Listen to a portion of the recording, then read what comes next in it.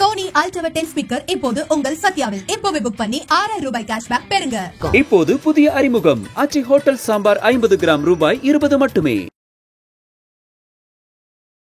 வேலை வெட்டி இல்லாமல் அவர் தான் சும்மா சொல்றாரு, வீட்டில் உட்காந்துருக்காரு சொல்றாரு அப்படிங்கிற விஷயம் வந்து இப்படியா அவர் சொல்லுவார், இவ்வளவு மன உளைச்சலுக்காச்சும் அப்படி கவலைப்பட வேண்டியது. அவரை திரு ராமதாஸுடைய வயது, அனுபவம், முதிர்ச்சி இதனுடைய காரணமாக அவர் அப்படி சொல்றாங்களேங்கிறனால தான் அது வந்து ஒரு ஷாக்கை கிரியேட் பண்ணிச்சு. இந்த வார்த்தை வந்து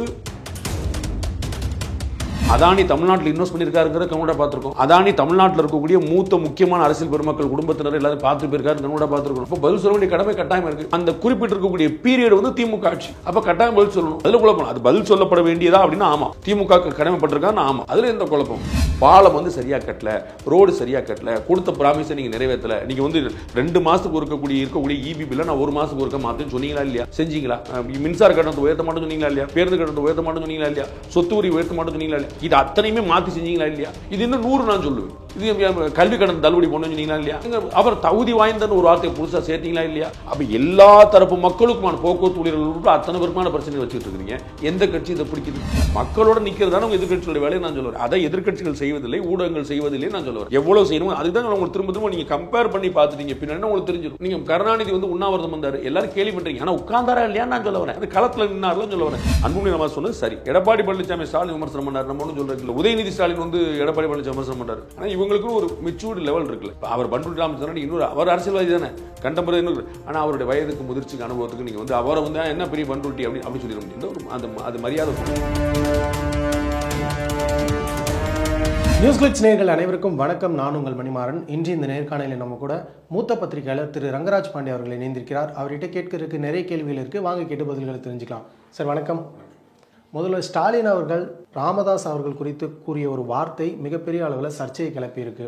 அதானி குழுமம் எதற்காக இவ்வளோ பெரிய சர்ச்சையில் மாட்டியிருக்கு அப்படிங்கிறது இன்னொரு பக்கம் இருந்தாலும், ராமதாஸ் அவர்கள் எழுப்பிய கேள்வி அப்படிங்கிறது முதல்வருக்கு ஏன் இவ்வளோ பெரிய ஒரு மன உளைச்சலை ஏற்படுத்தியிருக்கு அப்படின்னு சொல்லலாமா? ஏன்னா இந்த கேள்வி அப்படிங்கிறது சாதாரண கேள்வி. உங்களை ஏன் அவர் வந்து பார்த்தாரு, இந்த ரகசிய சந்திப்பின் பின்னணி என்ன அப்படின்னு அவர் கேட்குறாரு. அப்படி இருக்கும்போது ஏன் முதல்வர் இப்படி ஒரு காட்டமான பதில் கொடுக்குறாரு? முதல்வர் கொடுத்தது காட்டமான பதிலாக நான் பார்க்கல முதல்ல. ஏன்னா அது வந்து அவர் வேலை வெட்டி இல்லாமல் அவர் பேசுகிறாரு அப்படிங்கிற சென்ஸ் வந்து ஒரு அவ்வளோ பெரிய குரூரமான ஒரு விஷயம் இல்லை. எங்கே இந்த பிரச்சனை இருந்துச்சுன்னா அவருடைய வயது காரணமாச்சு. திரு ராமதாஸ் வந்து இன்றைக்கி வந்து களமிறங்கி போராடக்கூடியவரில் அவர் மகன்கிட்ட வழி விட்டு அவர் வந்து இருக்கார். ஒரு மெச்சூர்டு பொலிட்டீஷியன், ஒரு ஏஜ் ஓல்டு பொலிட்டிஷியன், வந்து வெட்டரன் அப்படிம்பாங்க. அந்த மாதிரி வந்து ஒரு முதிர்ந்த ஒரு அரசியல்வாதியாக இருக்கிறார். அப்போ அவர் வந்து ஒரு சண்டை சச்சரவு செஞ்சு ஒரு அரசியல் மேடைகளில் பேசுகிறவர் போல ஒரு விஷயத்தை பேசுகிறது இல்லைங்கிறனால அவர் நம்ம அந்த இடத்துல ஒரு மரியாதைக்குரிய இடத்துல வச்சிடும். அந்த மாதிரி அப்போ அவரை போய் சொல்லிட்டாங்களேங்கிறது தான் இதில் ஒரு பிரச்சனையை தவிர, இவர் பயன்படுத்தின வார்த்தை இதை விட பயங்கரமான வார்த்தையை தமிழக முதலமைச்சரே பயன்படுத்தியிருக்கிறார். எல்லா அரசியல்வாதிகளும் பயன்படுத்திருக்காங்க. தமிழக முதலமைச்சர் இதோட பயங்கரமான. அப்போ வேலை வெட்டி இல்லாமல் அவர் தான் சும்மா சொல்றாரு, வீட்டில் உட்காந்துருக்காரு சொல்றாரு அப்படிங்கிற விஷயம் வந்து இப்படியா அவர் சொல்லுவார், இவ்வளவு மன உளைச்சலுக்காச்சும் அப்படி கவலைப்பட வேண்டியதில்லை. அவரை திரு ராமதாஸுடைய வயது, அனுபவம், முதிர்ச்சி இதனுடைய காரணமாக அவர் அப்படி சொல்றாங்களேங்கிறனால தான் அது வந்து ஒரு ஷாக்கை கிரியேட் பண்ணிச்சு. இந்த வார்த்தை வந்து இதை விட கடுமையான வார்த்தைகள் பயன்படுத்தப்பட்டிருக்குங்கிறத ஞாபகம் வச்சுக்கிட்டா கம்மியாக தான். ஆனால் இந்த ஒரு விஷயத்தில் இது குறித்து வந்து ஏன் இந்த கேள்வியை ரொம்ப அக்ரெசிவாக எல்லாரும் எழுப்புறாங்க அப்படின்னா, ஸ்டாலின் அவர்களுக்கு தெரியாத அரசியல் முதிர்ச்சி கிடையாது. ஏன்னா இந்த வார்த்தையை அவர் தெரிஞ்சு இதை பிரயோகப்படுத்தியிருக்க வேண்டாம். அப்போ அவர் வேணும்னே தானே அந்த இடத்துல சொல்லியிருக்காரு. பிரயோகப்படுத்திருக்க வேண்டாம் அப்படின்னா அவ்வளோ தப்பான வார்த்தை இல்லைன்னு சொல்கிறேன். ஒருத்தர் வேலை இல்லாமல் சொல்கிறாரு அப்படிங்கிறது வந்து ஒன்றும் அது எப்படிங்க உனக்கு ஒரு வேலை இல்லை அப்படிங்கிறது அன்றாட வாழ்க்கையில் எல்லாரும் பேசிகிட்டு இருக்கிறோம். அதை வந்து நான் உங்கள்கிட்ட சொல்லுவேன், நான் வந்து உங்கள் அப்பாட்ட சொல்ல மாட்டேன், நான் எங்கள் அப்பாட்ட சொல்ல மாட்டேன். அது என்னன்னா அந்த அனுபவம் நம்ம நண்பர்களுக்குள்ள தளங்களுக்கு இடையில 2 கட்சி தலைவர். நீங்கள் வந்து ராமதாஸ் ஒரு கட்சி தலைவராகவும் திரு ஸ்டாலின் வந்து ஒரு கட்சி தலைவர்னு பார்த்தீங்கன்னா, டாக்டர் ராமதாஸ் வந்து ஸ்டாலின் சொன்னதை பெரிய பிழையாக பார்க்க முடியாது. திரும்ப நான் சொல்கிறேன், ஒரு கட்சி தலைவர் இன்னொரு கட்சி தலைவர். நம்ம எல்லா வருஷமும் செருப்பை காட்டி எடுத்து காட்டார் திரு சீமான். மேடையில் பொதுவில் செருப்பு எடுத்து காட்டிவிட்டார். பிரதமரை பார்த்து புறம்போக்குன்னு சொல்லிட்டாரு முதலமைச்சர். இப்படி எல்லா கட்சி தலைவர்களும் நீங்கள் கவர்னரை பார்த்து உதயநிதி சொல்லிட்டாரு வந்து நீங்கள் வந்து உங்கள் கொள்கையை வெளியே சொல்லிங்க, செருப்புகள் அடிப்பாங்க அப்படின்ட்டார். எந்த வார்த்தையை யார் பயன்படுத்தலைன்றீங்க? அதெல்லாம் கம்பேர் பண்ணும்போது ஒரு பெரிய வார்த்தை இல்லை. பிரச்சனை எங்கன்னா அவர் வந்து நான் உங்களை சொன்னதான், உனக்கு ஒரு வேலை இல்லை சும்மா இருப்பா அப்படின்னு நான் உங்களை சொல்லிட முடியும், ஒரு உரிமை இல்லை. நீங்கள் ஒரு பத்திரிகையாளர், நான் ஒரு பத்திரிகையாளர். ஆனால் உங்களுடைய தகப்பனாரை என்னால் சொல்ல முடியாது, என்னுடைய தகப்பனார் என்னால் சொல்ல முடியாது. அவருடைய அனுபவம் காரணமாக, வயது காரணமாக, முதிர்ச்சி காரணமாக பெரியவர் அப்படிங்கிறது. அப்போ திரு ஸ்டாலினோட அவருடைய தகப்பனாரோட அரசியல் பண்ணவர் திரு ராமதாஸ். அப்போ வந்து ராமதாஸ் அவர்களை வந்து உங்களுக்கு வேலை இல்லை அப்படின்னு சொல்லி சொல்கிறது வந்து அவருடைய மகன் அன்புமணி ராமதாஸும் இவர் வந்து சம வயசுன்னு வச்சுக்கலாம். கலைஞரும் ராமதாஸும் சம தல அரசியல்வாதின்னு சொல்லலாம். அப்படி ஒரு கணக்கில் பார்க்கும்போது அப்படி சொன்னது வந்து ஒரு உறுத்து, என்னங்க அவ்வளோ ஒரு பெரிய மனுஷனை போய் சொல்லிட்டாரு அப்படின்னு உறுத்துச்சு. அதுக்கு வந்து இப்படிப்பட்ட வார்த்தையை பயன்படுத்துவாரான்னா அவ்வளோ ஆபாசமான வார்த்தையோ ரசக்குறைவான தரக்குறைவான வார்த்தையோ இல்லை. தவிர்த்திருக்கப்படணுமான்னு கேட்டிங்கன்னா 100%. அதில் நான் வந்து திரும்ப திரும்ப அரசியலில் எல்லா காலகட்டத்திலும் வலியுறுத்திட்டு வந்திருக்கேன். இனிய உளவாக எண்ணாத குரல் கனி இருப்ப காய் கவர்ந்தற்று தான். அதில் எனக்கு குழப்பமே இல்லை. நல்ல வார்த்தைகள் 100 இருக்கும், இதுக்கு பொல்லாத வார்த்தைகள் பேசுறீங்கிற இடத்துல நான் நினைக்கிறேன். அது வந்து யார் பேசினாலும் சரி தான், அதில் எனக்கு ஒன்றும் குழப்பம் இல்லை. இந்த இடத்துல வந்தது அவ்வளோ பெரிய ஒரு அரசியல்வாதியை இப்படி சொல்லிவிட்டீங்களேங்கிற கணக்கு தானே தவிர இது வந்து ஒரு பெரிய இப்படிப்பட்ட வார்த்தையாக பேசிட்டீங்கன்னு சொல்கிறது அது ஒன்றும் கிடையாது. ஆனால் அதுக்கு பதில் சொல்லியிருக்கலாம் இல்லையா? செந்தில் பாலாஜி அவர்கள் வந்து பதில் கொடுத்துட்டாரு, அதனால இதுக்கு நான் பதில் சொல்ல முடியாது அப்படிங்கிறத நம்ம எப்படி எடுத்துக்க முடியும்? மடைமாற்ற மாதிரி இருக்கே. இல்லை, நீங்கள் வந்து அதானி விவகாரத்தை எடுத்தீங்க அப்படின்னா அதில் விளக்கம் சொல்ல வேண்டிய இடத்துல தமிழக அரசு இருக்குது. அதில் எந்த குழப்பமும் இல்லை. ஏன்னா அமெரிக்க நீதிமன்றத்தில் குறிப்பிடப்பட்டிருக்கக்கூடிய காலகட்டம் வந்து திராவிட முன்னேற்ற கழக அரசு. இப்போ இதுவே வந்து இதே திமுக நம்ம வச்சுக்கணும். இந்த அமெரிக்க நீதிமன்றத்தில் சொல்லப்பட்ட அந்த குற்றச்சாட்டு 2019 2020 இருந்துச்சுன்னா இந்த திமுக அரசு என்ன செஞ்சுருக்கும்? மத்தியில் பிஜேபி, மாநிலத்தில் அதிமுகன்னு போட்டு பொழந்து கட்டியிருக்கும். அதை தான் நான் பல முறை சொல்லியிருக்கிறேன். திமுக ஆகச்சிறந்த எதிர்க்கட்சியாக செயல்பட்டு கொண்டிருக்கிறது, இங்கே இருக்கக்கூடிய எதிர்க்கட்சிகள் அப்படி செயல்படவில்லை அப்படின்னு. இதே நீ கொஞ்சம் நீங்கள் உங்கள் மனசாட்சி கூட்டு பாருங்கள், பார்க்குறோட மனசாட்சி போகிறேன். இந்த அதானியோடைய காலகட்டத்தில் 2019 அப்படின்னு இருந்துச்சுன்னா திமுக சண்டை மாறுதம் செஞ்சுருக்கும், சண்டை மாறுதமும் செஞ்சுருக்கும், இறங்கி அடித்து பண்ணியிருக்கும். அவங்களுக்கு ஒரு நல்ல ஒரு கொழு கொம்பு கையில் கிடச்சிருக்கும். ஆனால் என்ன செய்ய, திமுக போன்ற அதிமுக பாஜக போன்ற கட்சிகள் வந்து அப்படி ஒரு மேம்போக்காக விட்டுட்டு போயிடறாங்க. திரு செந்தில் பாலாஜி அவர்கள் விளக்கம் கொடுத்துறாரு, மத்திய அரசு தெரிஞ்சு. ஆனால் மத்திய அரசு திட்டத்தில் மாநிலத்தை எவ்வளோ நடக்குங்க நம்ம கண்கூட பார்த்துருக்குறோம். அதில் உங்களுக்கு அதானி தமிழ்நாட்டில் இன்வெஸ்ட் பண்ணியிருக்காருங்கிற கண்கூட பார்த்துருக்கோம். அதானி தமிழ்நாட்டில் இருக்கக்கூடிய மூத்த முக்கியமான அரசியல் பெருமக்கள் குடும்பத்தினர் எல்லாரும் பார்த்து போயிருக்காரு, கண்கூட பார்த்துருக்குறோம். அப்போ பதில் சொல்ல வேண்டிய கடமை கட்டாயம் இருக்குது. அந்த குறிப்பிட்டிருக்கக்கூடிய பீரியட் வந்து திமுக ஆட்சி. அப்போ கட்டாயம் பதில் சொல்லணும். அதில் குழப்பம். அது பதில் சொல்லப்பட வேண்டியதா அப்படின்னா ஆமாம், திமுக கடமைப்பட்டிருக்கான்னு ஆமாம், அதில் எந்த குழப்பமும். அப்போ அந்த இடத்துல பதில் சொல்லாமல் அதை கடந்து போகும்போது அப்போ எதிர்கட்சிகள் ஆப்வியஸாக கேள்வி கேட்க செய்வாங்களே சார். இந்த ஒரு ப்ரெஸ் மீட்டில் பதில் கொடுக்கலனாலும் அடுத்தடுத்து இந்த கேள்விகள் தொடர்ந்து வந்து கேட்கணும், கேட்கப்படுறது இல்லைங்கிறத என் கவலை. நான் தான் முதலே சொல்லிட்டேன், எதிர்கட்சிகள் போல செயல்படுவதில்லை, ஊடகங்கள் போல செயல்படுவதில்லை. ரெண்டு பேருமே தங்களுடைய கடமையில் குறை வைத்திருக்கிறார்கள் நான் கருதுறேன். அதில் எனக்கு எந்த குழப்பமும் இல்லை. இதுவே வந்து ஏடிஎம்கே பற்றி இருந்துச்சுன்னா வேறு மாதிரி இருக்கும். என்ன விவாதம் நடத்துகிறாங்க? அரசியல் சூப்பர் ஸ்டார் நான், சினிமா சூப்பர் ஸ்டார் ரஜினி, உண்மையில் சூப்பர் ஸ்டார் யார் அப்படின்னு விவாதம் நடத்துகிறாங்க. இங்கே விவாதம் யார் சூப்பர் ஸ்டாராக இருந்தாலும் மக்கள் யார் தேர்ந்தெடுக்கிறாங்க அவங்க சூப்பர் ஸ்டார் முடிஞ்சு வச்சுக்காத. அப்போ ரஜினி அரசியலுக்கு வரவே இல்லை, நீங்கள் வந்து எம்எல்ஏ எம்பி இல்லவே இல்லை, என்ன யார் சூப்பர் ஸ்டார்னு சண்டை ஓடிட்டு தான் என்ன கணக்கு இதில்? அதில் இல்லை இதான் இங்கே மக்கள் பிரச்சனைகள் நீங்கள் எடுத்து பார்க்கணும், அதை எடுத்து செய்யணும். அதை நீங்கள் செய்ய மாட்டேன்றீங்களே, அதான ஒரு பெரும் பிரச்சனை. நீங்கள் மதுரையிலேருந்து கன்னியாகுமரியிலேருந்து எல்லா ஊர்லையும், கடலூர்லேருந்து மாயவரத்துலேருந்து எல்லா ஊர்லேயும் போராடிட்டு இருக்காங்க. எல்லாம் இந்த பக்கம் வெள்ளம் வந்து ஓடிட்டு இருக்கு. அவங்க வந்து வயக்காடு வந்து போயிட்டு இருக்கு, பாலாயிட்டுக்கு 33% தான் நாங்கள் வந்து இந்த வீரப்பதம் தான் நாங்கள் வந்து கொடுத்துருவோன்றார். அவன் கையில் எல்லாம் காசு இல்லாமல் அல்லாட்டுங்க விவசாயிகள். இதை பற்றி யார் பேசுகிறா? அவங்க வந்து வேற மாதிரி திசை திருப்பிட்டே போகிறாங்க. ஊடகங்கள் அந்த கீழ். அதுதான் திரும்ப சொல்றேன், திமுக இந்த இடத்துல எதிர்கட்சியாக உட்கார்ந்துருந்தா, அதிமுக அரசு இருந்திருந்தா அவங்கள வந்து நெருக்கடி கொடுத்துரும். பதில் சொல்லியான போராடம் பூரா தர்ணா பண்ணி மறியல் பண்ணி பெரும் பிரச்சனை ஆக்கிடுவாங்க. இது எல்லாரும் கேள்வி. ஊடகங்கள் அப்படிதான் 3 நாளைக்கு விவாதம் பண்ணியிருப்பாங்க.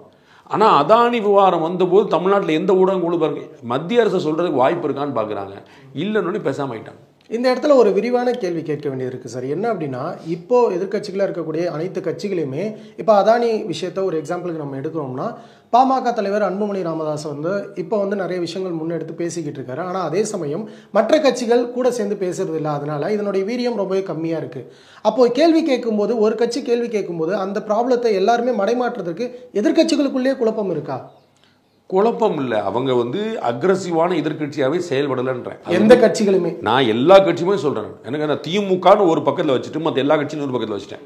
திமுக கூட்டணி கட்சிகளை பற்றி ஒன்றும் பேசுறதுக்கு இல்லை, அவங்க ஒன்றும் பேச மாட்டாங்க. அப்போ மற்ற கட்சி எல்லாமே நான் வந்து அது தனியாக போட்டியிடுற நாம் தமிழர்லேருந்து, கூட்டணி வச்சிருக்கக்கூடிய பாஜகலேருந்து, பாமகலேருந்து, தமாகலேருந்து எல்லா கட்சியுமே, நாளைக்கு வந்திருக்கக்கூடிய விஜயிலேருந்து எல்லாரையுமே நான் கேட்குறேன், அவர்கள் வந்து ஒரு சரியான எதிர்கட்சியாக செயல்படுறாங்களா? அது கம்பேரிசனை குழம்பிக்கணும். சரியான எதிர்கட்சி எது அப்படி ஒரு கேள்வி. சரியான எதிர்கட்சி திமுகன்னு சொல்லிட்டு, திமுக இதே இடத்துல திமுக இருந்தால் என்ன பண்ணியிருக்கோங்கிற சொல்லிட்டு, அப்போ நீங்கள் அந்த அளவுக்கு நீங்கள் பண்ணியிருக்க வேண்டாமான்னு நான் கேட்குறேன். நம்ம இதே நீ செந்தில் பாலாஜி வழக்கே வச்சுக்கோங்களேன். இந்த செந்தில் பாலாஜி வழக்கில் விளக்கு போய் கவர்னர் வரைக்கும் பார்த்து கொடுத்தது யாரு? அன்றைய எதிர்கட்சி தலைவர் திரு ஸ்டாலின். அதனால தான் அந்த வழக்கு நின்றுச்சு. தமிழக முதலமைச்சர் அந்த ஜெயலலிதாவுக்கு எதிராக வழக்கு மேலே வழக்கு போட்டது யாரு? அந்த அமைச்சரவையில் ஒரு அமைச்சரோட வழக்கு இல்லாமல் இல்லைன்னு கொண்டு போய் நிப்பாட்டினது யார்? ஆர்எஸ் பாரதியார் போட்ட வழக்குகள் எவ்வளவு? அதை கர்நாடகாவுக்கு மாற்று, இங்கே மாற்று, அப்படி விரட்டி போட்டு. அப்போ அவங்க எவ்வளோ எதிர்கட்சியாக பிரமாதமான எதிர்கட்சியாக இருந்து எப்படி நெருக்கடி கொடுக்குறாங்க? கொடநாடு விஷயம் பற்றி எதிர்கட்சியாக இருக்கும்போது எவ்வளோ பேசுனாங்க புரியுதுங்களா? எதிர்கட்சியாக இருக்கும்போது அவங்க என்ன பிரச்சாரம் முழுக்க பேசியிருக்காரு தமிழக முதலமைச்சர். அவர் எதிர்கட்சி செல்வராக இருந்தபோது கொடநாடு வழக்கு அவர் எதிர்கட்சியாக இருக்கும்போது பியூட்டிஃபுல்லாக செயல்படுறாரு. அப்படிங்க யார் பண்ணிருக்காங்க? ஏதாவது ஒரு இஷ்யூவை கையில் எடுத்துருக்காங்களான்ற. இந்த 3.25 வருஷம் முடிஞ்சு வச்சு. இந்த 3.25 வருஷத்தில் அப்பா சார் சும்மா சொல்லாங்க சார், அதில் வந்து பாமக பின்னிருச்சு, அதில் பாஜக வெளுத்துருச்சு, அதில் அதிமுக அரட்டிருச்சு, ஏதாவது ஒன்று சொல்லுங்கள்.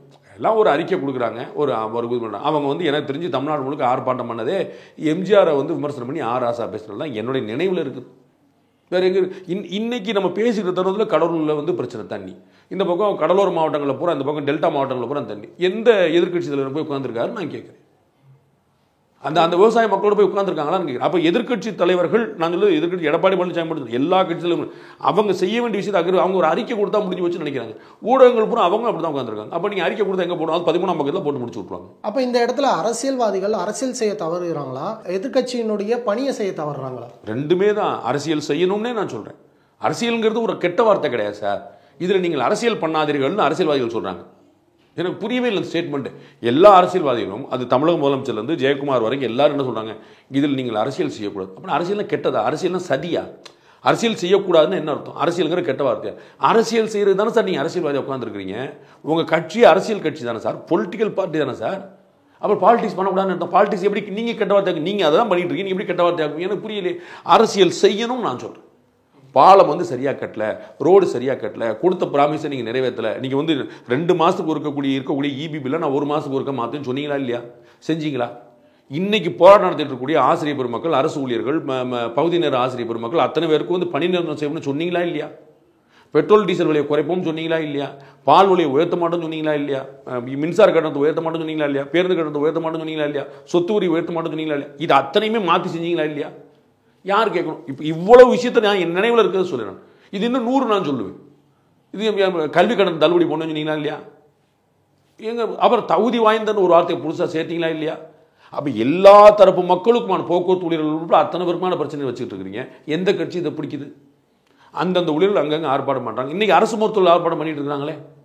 டிடிவி தினர் ஒரு அறிக்கை கொடுக்குறாரு, அரசு ஊழியர் அரசு மருத்துவர்களை நீங்கள் வந்து அவமரியாதை பண்ணாதீங்க, முடிஞ்சு வச்சு அவங்க கிளம்பிட்டாங்க. ஏன் டிடிவி தினர் போய் நின்னாங்க? அந்த 10 டாக்டர் இன்னைக்கு ஒரு நாள் போல நிற்கிறேன். காலைல 9 மணி போய் சாயந்தரம் 6 மணிக்கு வீட்டுக்கு போயிருப்பேன். நம்ம வந்து அங்கே போய் நான் படுத்து வந்து ரோடு ரோக்கோ பண்ண சொல்லியே, சாலை மறியல் பண்ண சொல்லியே அந்த மக்களோட போய் நிற்க வேண்டியதானே? எல்லா தலைவரும் போய் இந்த மருத்துவ அந்த அரசு மருத்துவருடைய கோரிக்கை நியாயமானதா இல்லையா?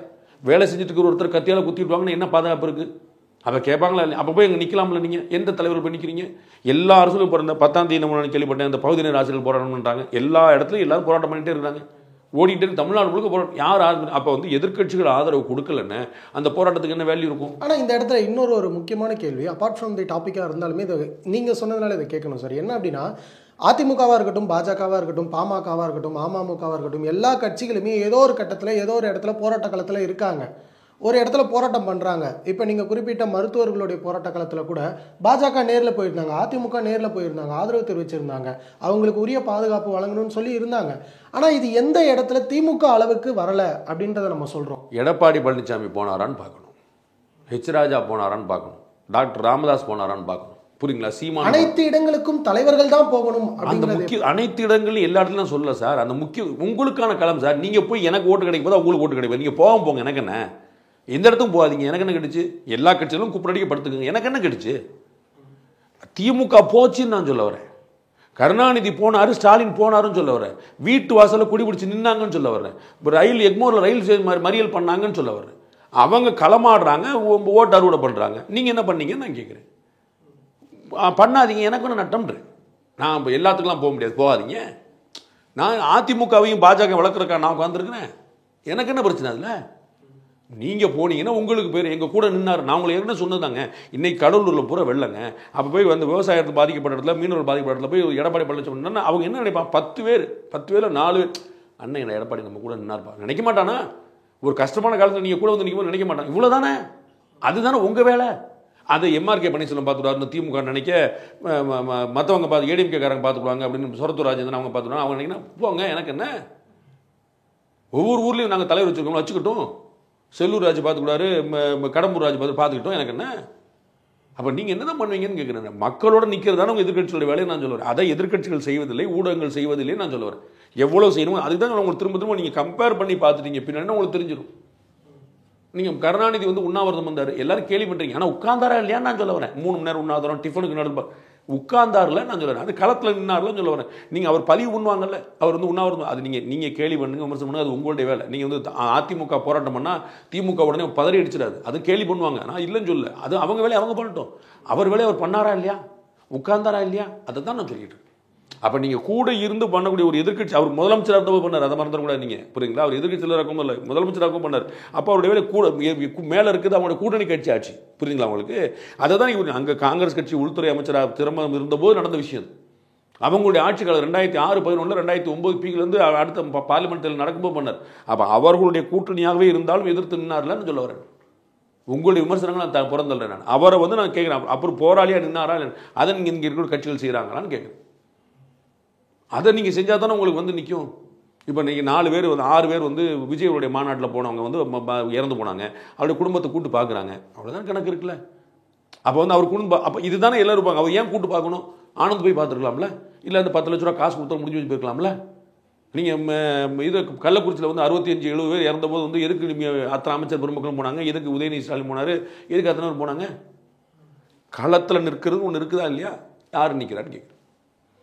முதல்வர் அவர்கள் கூறிய கருத்துக்கு அன்புமணி ராமதாஸ் அவர்கள் ஒரு காட்டமான விமர்சனத்தையும் முன்வைத்திருந்தார். என்ன சொல்கிறார் அப்படின்னா, 2006 எங்களுடைய தயவில் தான் நீங்கள் வந்து ஆட்சியில் இருந்தீங்க அப்படிங்கிறத மறந்துடக்கூடாது.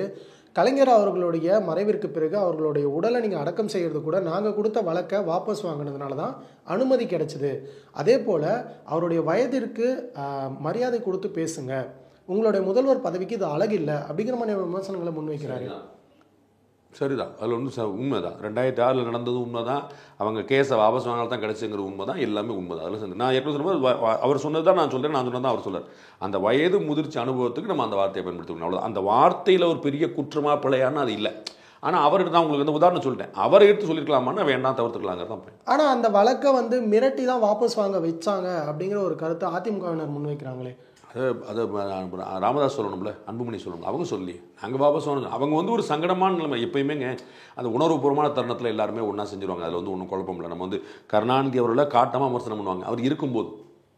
அவர் இப்போ இல்லை, அப்போ தன்மையாக தான் விமர்சனம் பண்ணுவாங்க. இது வந்து நம்முடைய குணம், நம்முடைய பழக்கம், நம்முடைய கலாச்சாரம், புரியுங்களா? இருக்கிற நம்ம இது வயதான சொல்ல இல்லாதவர்கள், வயதானவர்கள், குடும்பத்தில் மூத்தவர்கள், பெண்கள், இவங்களுக்கெல்லாம் மரியாதை கொடுக்கறது இந்த மண்ணின் பழக்கம், மரபு. அதனால தான் நம்ம சொல்கிறோம். இப்போ கருணாநிதி வந்து இருந்தாரா ஊழல் பண்ணாருன்னு சண்டைக்கு எல்லாரும் வருவாங்க. ஆனால் இன்னைக்கு யாரும் கருணாநிதி பேச மாட்டாங்க, ஸ்டாலின் பேசுவாங்க. ஏன் கருணாநிதி இல்லை உடுப்பா, அது ஜெயலலிதா உடுப்பா, அது எம்ஜிஆர் உடுப்பா, ராஜீவ்காந்தி இருந்தபோது போஃபர்ஸ் சண்டைக்கு போவாங்க.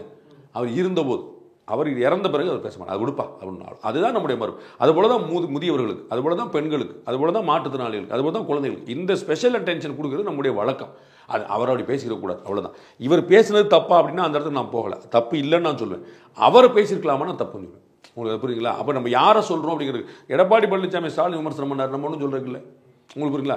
அப்போ உதயநிதி ஸ்டாலின் வந்து எடப்பாடி பழனிசாமி விமர்சனம் பண்ணுறாரு. அப்போ கண்டெம்பரரி பாலிடிக்ஸில் நீங்கள் 4 பேசிக்கங்க. ஆனால் இவங்களுக்கும் ஒரு மெச்சூர்டு லெவல் இருக்குல்ல. அப்போ திரு பண்டூட்டி ராமச்சந்திரன் இருக்கிறார். அவர் பண்டூட்டி ராமச்சந்திரன் இன்னொரு அவர் அரசியல்வாதி தானே, கண்டெம்பரரி இன்னொரு. ஆனால் அவருடைய வயதுக்கு முதிர்ச்சிக்கு அனுபவத்துக்கு நீங்கள் வந்து அவரை வந்து என்ன பெரிய பண்டூட்டி அப்படி சொல்லிட முடியாது. அது மரியாதை கொடுக்கும், அதுதான் நம்ம எதிர்பார்க்குறோம். அப்போ திரு அன்புமணி ராமதாஸ் சொன்னது சரி, நான் உடன்படுறேன். இந்த ஒரு கருத்தை பொறுத்த வரைக்குமே பாஜகவினுடைய தலைமை உடனடியாக அவர்களுக்கு ஆதரவு தெரிவிக்கிற மாதிரி கூட்டணி கட்சியே உள்ள இறங்கி பேசிட்டு, அப்ப அந்த பக்கம் கூட்டணி ரொம்ப ஸ்ட்ராங்கா இருக்கு அப்படிங்கறத இந்த வெளிச்சத்தை அதை வச்சு அப்படி முடிவு பண்ண முடியாது. இந்த டாக்டர் ராமதாஸை வந்து இப்போ நான் ஆதரித்து சொல்லியிருக்கேன். அப்போ டாக்டர் ராமதாஸோடைய எல்லா சித்தாந்தையும் நான் ஆதரிக்கணும்னு சொல்ல முடியாது, நாளைக்கும் ஆதரிப்பேன்னு சொல்ல. நாளைக்கு நீங்கள் வேற கேள்வி கேட்டால் வேறு, இப்போயே வேறு கேட்டால் வேறு பதில் சொல்லிடுவேன், அது வேறு விஷயம். இன்னைக்கு அவர்கள் ஒற்றுமையாக இருக்கிறார்கள். கூட்டணிங்கிறது 2025 டிசம்பரில் தான் இறுதியாகும். அது வரைக்கும் யாருனாலும் எங்கனாலும் போல அதில் வந்து குழப்பம் இல்லை. இப்போ வந்து திமுக கூட பாமக கூட்டணி சேராதுன்னு முடிவு வரலாம். உங்களுக்கு புரியுங்களா? சார் இப்படி சண்டையாக போச்சு, அப்போ திமுகவோட பாமக சேருமான, திமுகவோட பாமக சேராது, விடுதலை சிறுத்தைகள் வெளியேறும் வரை. விடுதலை சிறுத்தைகள் வெளியேறினால் அதுவும் நடக்கலாம். புரியுங்களா? அவங்களுக்கு பிரச்சனை திமுகவோட கிடையாது, அவங்களுக்கு பிரச்சனை அடிப்படை ஓட்டுக்கே பிரச்சனை விடுதலை சிறுத்தைகளோட. விடுதலை சிறுத்தைகளாக பாமகவும் நிற்பாங்க. விடுதலை சிறுத்தை வெளியேறிச்சு அவங்களுக்கு ஒன்றும் பிரச்சனை. அதிமுகவும் பாஜகவும் தான் சார் கூட்டணி வச்சுருந்தாங்க. புரியுங்களா? 1998 கூட்டணி வச்சிருந்தது அதிமுகவும் பாஜகவும். அதிமுக வெளியேறுது, திமுக உள்ள போயிருச்சே. ஸோ பாஜக கூட்டணியில் திமுக தான் சேர்ந்தது. உங்களுக்கு புரியுங்களா? அங்கே மதிமுக பாமக எல்லாரும் ஏற்கனவே இருந்தாங்க. ஏடிஎம்கே மதிமுக பாமக எல்லாரும் பாஜக கூட்டணியில் இருக்கிறாங்க. அதிமுக வெளியேறுது, பாமக மதிமுக தொடர்ந்தாங்க. அந்த இடத்துல ஏற்கனவே இருந்த கூட்டில் உள்ளே நுழைந்தது தான் திமுக. பாஜக வந்து திமுக கூட்டணியில், பாஜக கூட திமுக போச்சு. என்ன பிரச்சனை அவங்களுக்கு? பாஜக கூட எந்த பகையும் கிடையாது. ஏடிஎம்கே வெளியே போயிடுச்சு, நான் உள்ள வந்துடுறேன். ஏன்னா ஏடிஎம்கே திசையில் நான் எதிர் திசையில் இருப்பேன், அவ்வளோதான். அப்போ விடுதலை சிறுத்தைகள் வெளியே வந்துட்டாங்கன்னு அதுவும் நடந்துடலாம். அப்போ கூட்டணியில் வந்து இப்போ ஏடிஎம்கே அலையன்ஸ் வந்து பிஜேபி அலையன்ஸ் வந்து ஸ்ட்ராங்காக இருக்கிறாங்களான்னு அப்படி நான் சொல்ல மாட்டேன். பாமகவோ மற்ற கட்சிகளோ வெளியேறுவதற்கான வாய்ப்புகள் இருக்கவே செய்கின்றன. ஆனால் இந்த இடத்துல ஏன் இந்த கேள்வி நான் கேட்டேன் அப்படின்னா, அண்ணாமலை அவர்கள் தலைமை பொறுப்பில் இருந்த வரைக்கும் எல்லாருமே சொன்ன விஷயம் என்னன்னா, அவரால் தான் வந்து அதிமுக கூட்டணியிலிருந்து வெளியில போயிட்டாங்க அப்படிங்கிற ஒரு விஷயம். ஆனா அதே சமயத்துல இப்பயும் அவர் தான் தலைமையை வகிக்கிறாரு அப்படின்னும் போது இந்த கூட்டணி கரெக்டா காம்பாக்டா இப்போ வரைக்கும் தொடருது இல்லையா? இந்த கூட்டணி நல்லா இருக்குது, இன்னமும் வலுப்படுத்தணும், இன்னமும் கூட்டணி கட்சிகள் சேரணும், இன்னமும் வலுவான கூட்டணியா மாறணும். அதிமுகவை 3வது இடத்துக்கு தள்ளணும்னா இதெல்லாம் நடக்கணும். இதற்கு மேல விஜய் தான் சார் பாஜக கூட்டணிக்குள்ள. அதெல்லாம் நீங்க ஏன் குழப்பம் பண்ணீங்க? ஏன் நீங்க வந்து மதிமுக வந்தா கசக்குன்னு சொல்லுவீங்களா? யாருனாலும் வந்துட்டு போறாங்க. சீமான் வந்தா வேண்டாம் சொல்ல போறீங்களா? தேமுதிக வந்தா வேண்டாம் சொல்ல போறீங்களா? கூட்டணி வலுப்படுத்த வாய்ப்பு இருக்கு. ஆனா வெளியில கட்சி இருந்துச்சுன்னா அதெல்லாம் வலுப்படுத்த. சீமான் உள்ள ஏஞ்சாரக்கூடாது. உங்களுக்கு என்ன கசக்குது இதுல? நாம் தமிழர் பாஜக உடனா என்னங்க நடக்கக்கூடாது? லாலு பிரசாத்தும் நிதிஷ்குமாரும் சேர்ந்து கூட்டணி சேர்ந்த நாடுங்க. சிவசேனாவும் காங்கிரஸும் சேர்ந்த நாடுங்க. நீங்க என்ன பேசிட்டு இருக்கீங்க? திமுக காங்கிரஸ் எப்படி உட்கார்ந்துருக்காங்க? கம்யூனிஸ்ட் காங்கிரஸ் என்ன சம்பந்தம்? இப்போ நீங்க வந்து பிரியங்கா காந்தி போட்டியிடும் போது வந்து காங்கிரஸ் என்னங்க சொல்லிச்சு? கம்யூனிஸ்ட் பயங்கரவாதிகள் போல செயல்படுகிறாங்கன்னு காங்கிரஸ் வந்து மார்க்சிஸ்ட் கம்யூனிஸ்ட் குற்றம் சாட்டுச்சு. கன்னியாகுமரி என்ன சொல்லுவாங்க கேளுங்க? தும்மே பாய் பாய், நம்மளாம் சகோதரர்னு சொல்லுவாங்க. என்ன நீங்க லாஜிக் பேசுறீங்க? எந்த கட்சி வந்து இங்க தத்துவம் பேசியிருக்குது? இந்தியாவில் எல்லா கட்சியும் பாஜக கூட்டணி வச்ச கட்சி தான். காஷ்மீரில் இருக்கக்கூடிய உமர் அப்துல்லாலேருந்து, அதே காஷ்மீரில் இருக்கக்கூடிய மெஹபூபா முஃப்தியிலேருந்து, யார் கூட்டணி? இதே மம்தா பானர்ஜிலேருந்து யார் கூட்டணி இல்லைன்னு சொல்ல போறீங்க? அப்போ அவங்களா அப்படின்றீங்க? கூட்டணி இருந்தவங்க தானே.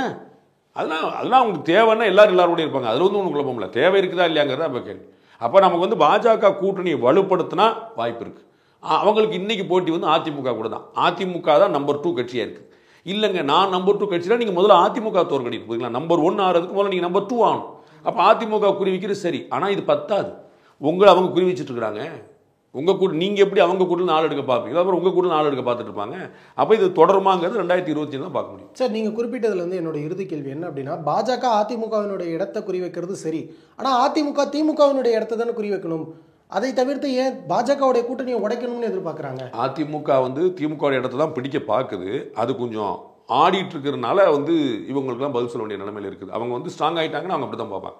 திமுக வந்து மோடி பற்றி தானே பேசுவாங்க, அண்ணாமலை பற்றி பேசாது.